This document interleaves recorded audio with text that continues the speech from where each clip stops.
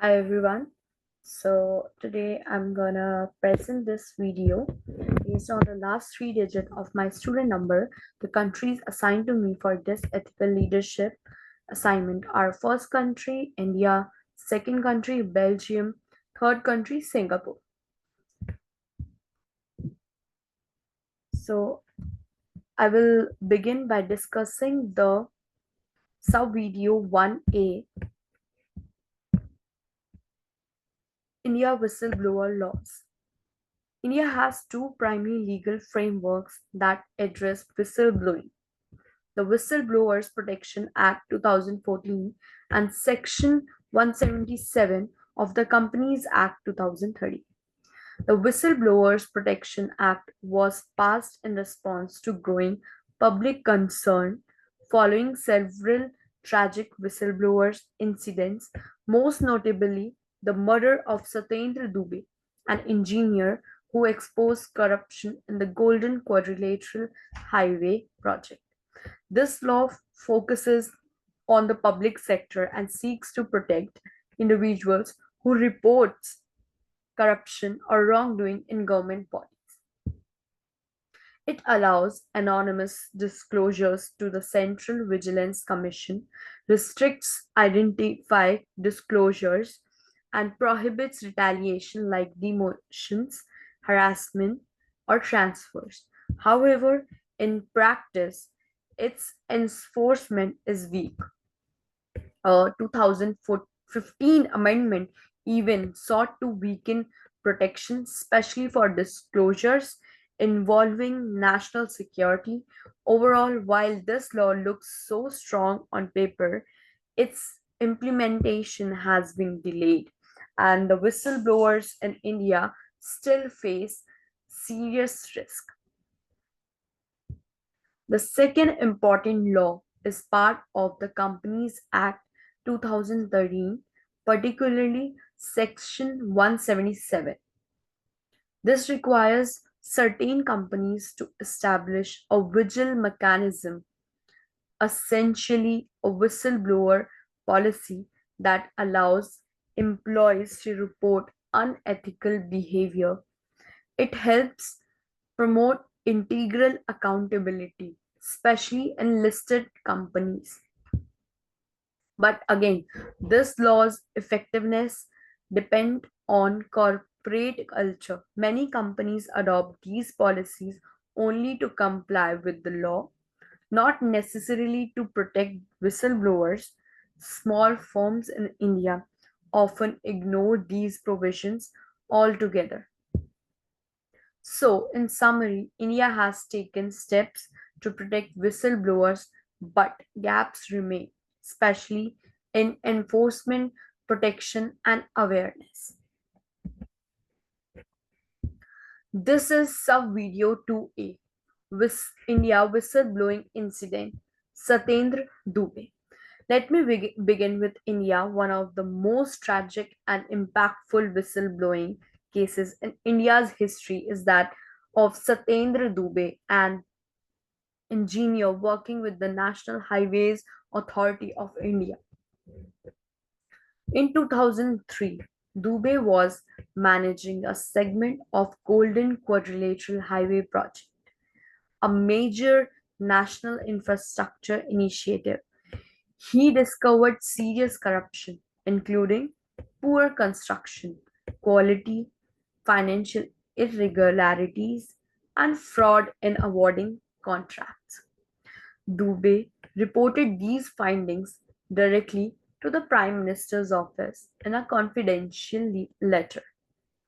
However, despite requesting anonymity, his identity was revealed, and sadly, just months later, he was murdered.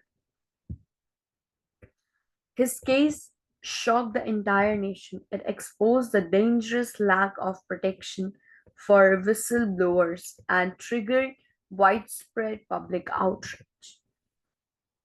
While the Whistleblowers Protection Act was eventually passed in 2014, it came too late for Dubey and still lacks teeth even today. His story became a symbol of courage and sacrifice, but also a warning about the high price whistleblowers pay in India.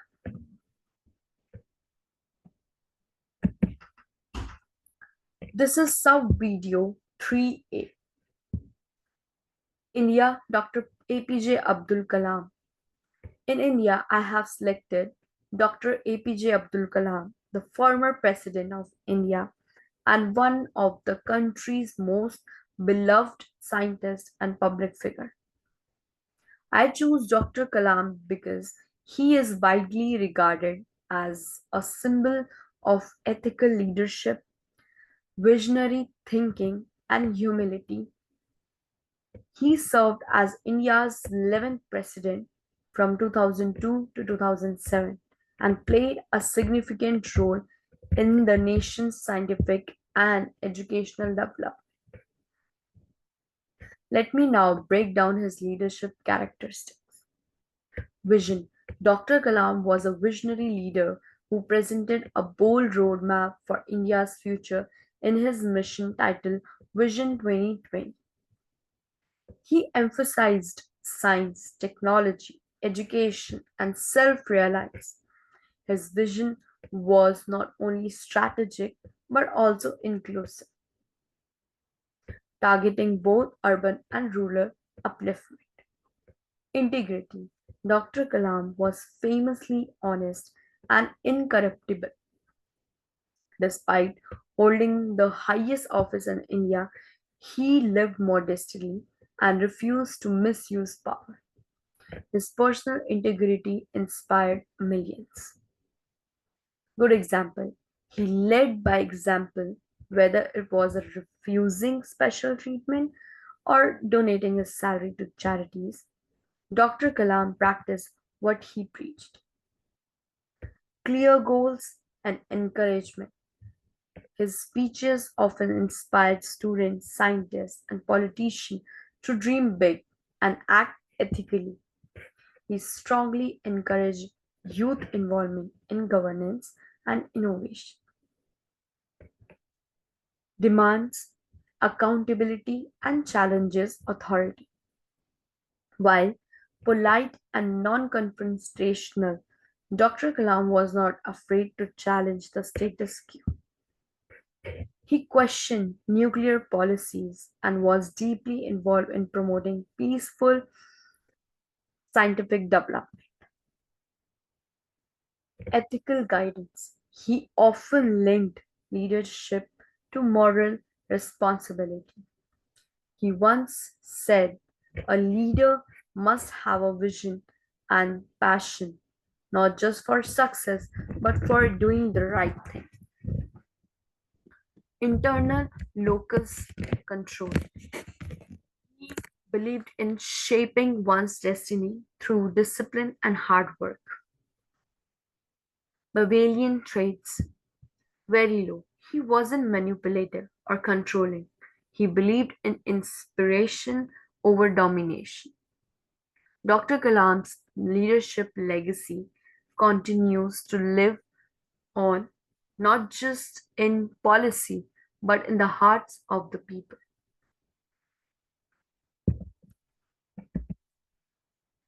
Now, this is sub video 1B, Belgium whistleblower laws.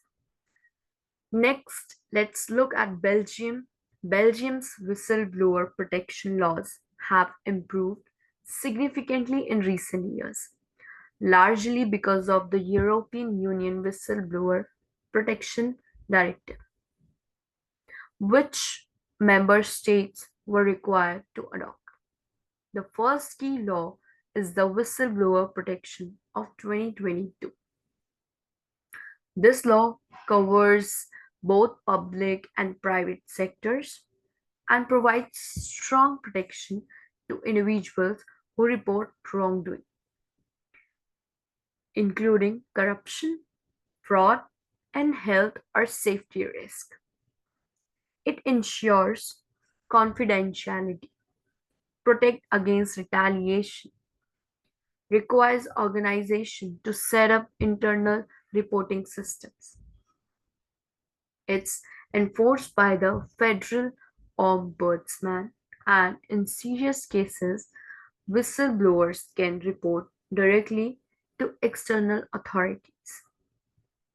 The second relevant law is the Belgian Anti Corruption Act, which predates the EU directive. It focused primarily on government corruption and provided limited protection for civil servants. While it was an important step at the time, it lacked full of whistleblower coverage until the 2022 reforms came into effect. Today, Belgium is considered to have more progressive legal structure with ongoing improvements to ensure safe reporting environments in both government and business settings. This is sub video 2B. Now let's move to Belgium. One lesser known but important case involves Ingrid Van Dale, a former federal police officer. Van Dale blew the whistle on integral irregularities and unethical practices within Belgium's federal police auditioning process. She claimed that audits were being manipulated to protect certain individuals and that financial misconduct was being overlooked. Rather than being supported, she was demoted, isolated, and transferred to a less significant role. Her case gained attention from local media and advocacy groups, and it exposed serious flaws in Belgium's whistleblower protection system at that time. Eventually, this and other cases helped push Belgium towards stronger legal reforms,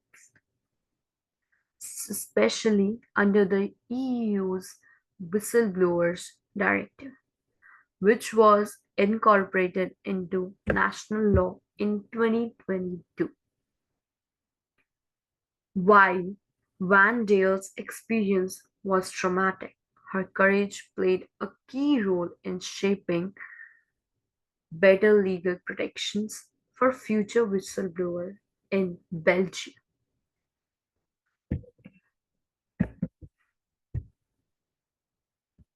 This is sub-video 3B. For Belgium, I have chosen Sophie Wils, who served as Belgium's first female prime minister from 2019 to 2020. I chose her not only for her historic position, but also for her calm, ethical, and collaborative leadership during a very critical time, the COVID-19 pandemic. Let's evaluate her leadership style. Vision. While her tenure was short, her vision was focused.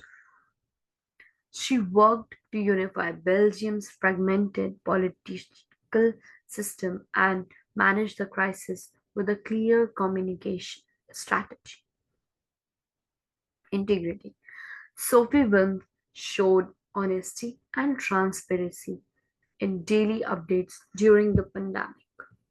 She communicated uncertainties rather than offering false assurances, a key sign of ethical decision making. Good example, she upheld COVID protocols publicly, avoided partisan attack, and focused on data driven decisions, becoming a role model during a very emotional and chaotic time. Clear goals and encouragement.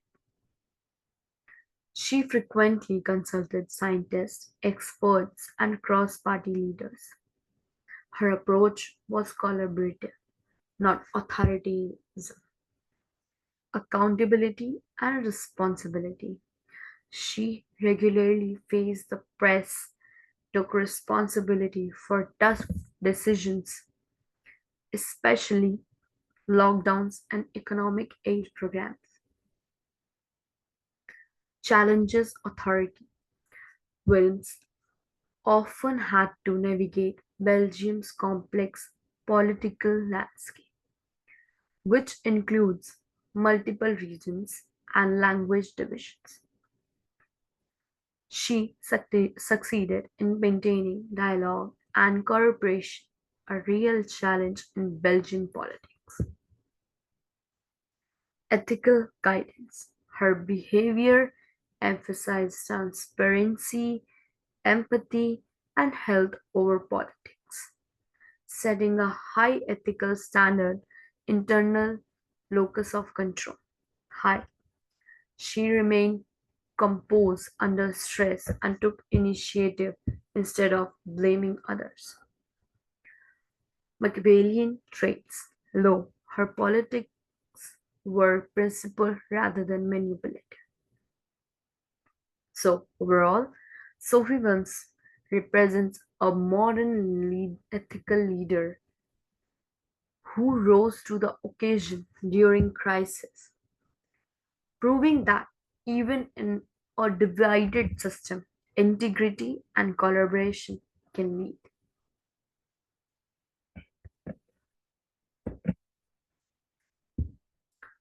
This is sub video 1C. Finally, let's look at the Singapore.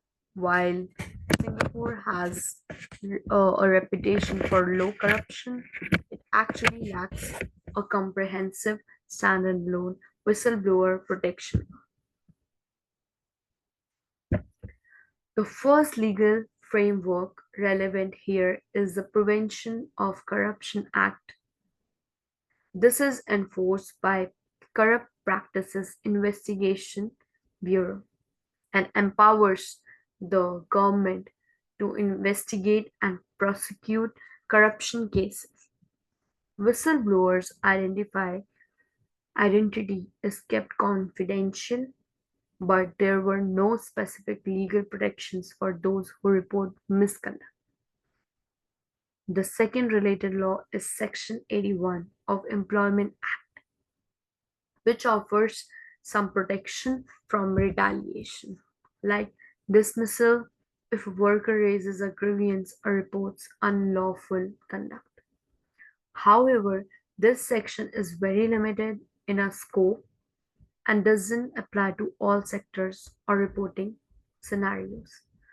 Overall, in Singapore, while the intention to discourage corruption is strong, the legal infrastructure for whistleblower protection is underdeveloped.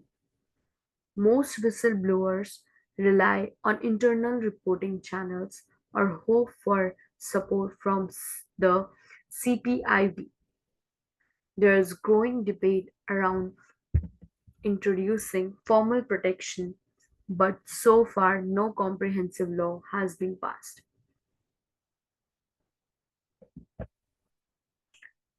This is sub-video 2C.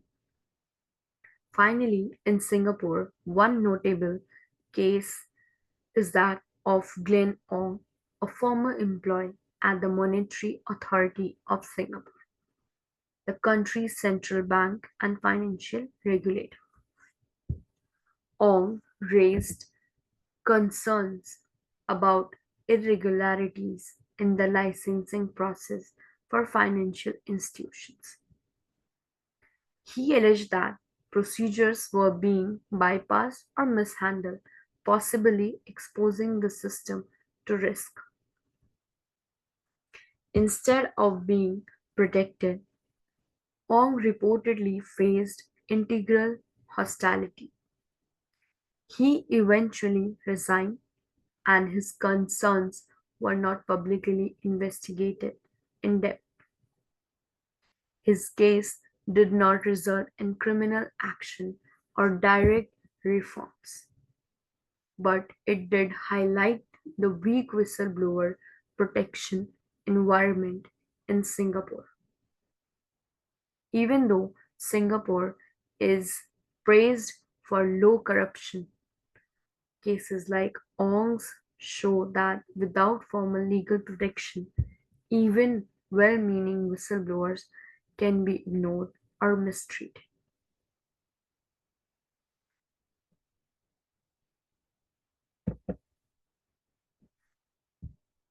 This is sub video 3C. Finally, for Singapore, I have chosen Prime Minister Lee Low, who has been in office since 2004. I selected PM Lee because he has played a central role in continuing Singapore's legacy of clean governance, efficiency, and economic excellence. He is the son of Singapore's founding leader,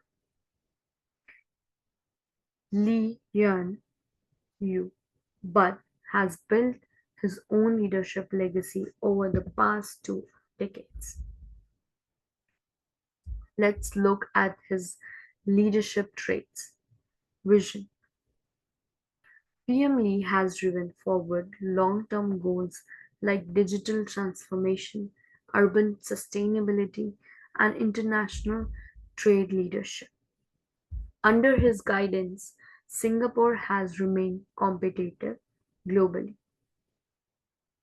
Integrity. He has upheld Singapore's zero tolerance policy for corruption, and ministers are held to very high ethical standards.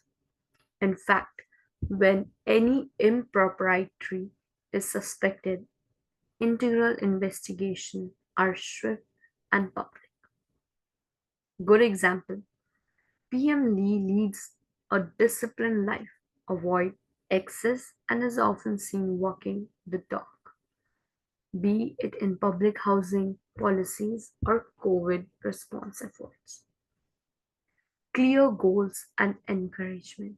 He sets strategic national goals through annual addresses and encourages civil service innovation. For example, he promoted the Smart Nation initiative and responded effectively during the pandemic. Accountability and responsibility. The government under Lee is known for transparency and strict accountability. Ministers have resigned in past years for even minor ethical lapses, showing a serious commitment to integrity. Challenges authority. While his leadership is strong, Singapore's style is more top down and public dissent is limited. He tends to maintain authority rather than flexibility, which is contrast to democratic flexibility in other countries. Ethical guidance. PM Lee frequently speaks on ethics, public duty. He emphasizes meritocracy, honesty, and competence as leadership standards.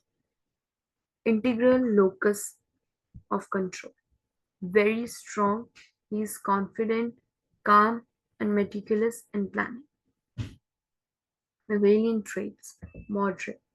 While he is not unethical, his leadership is strategically firm and sometimes seen as controlling, especially regarding political opposition and press freedom.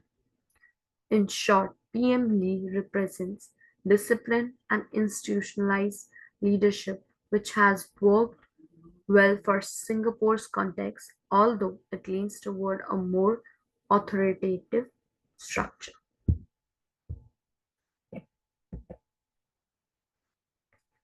So, in this final part of my presentation, I will reflect on an important questions. Is whistleblowing a form of leadership? And if so, how is it similar to or different from traditional leadership? Based on the research and analysis I have done for this assignment, my answer is yes. Whistleblowing can absolutely be considered a leadership activity, even though it is often not recognized as such. Let me explain why. Whistleblowing requires core leadership traits.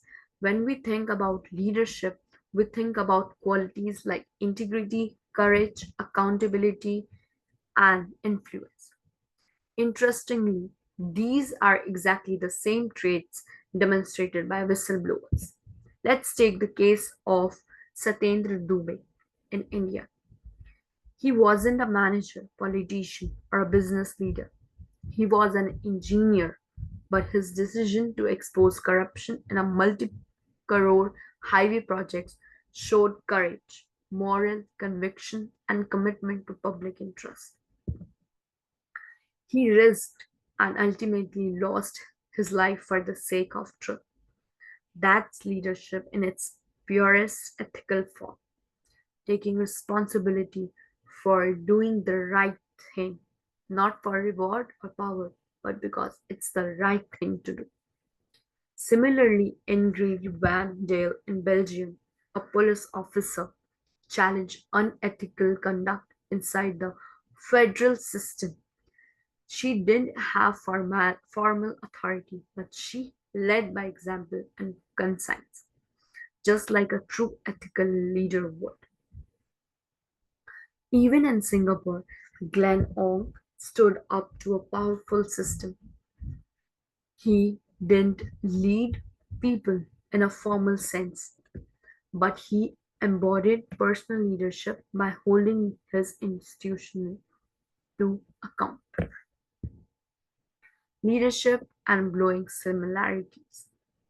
There are many overlapping characteristics between ethical leadership and whistleblowing.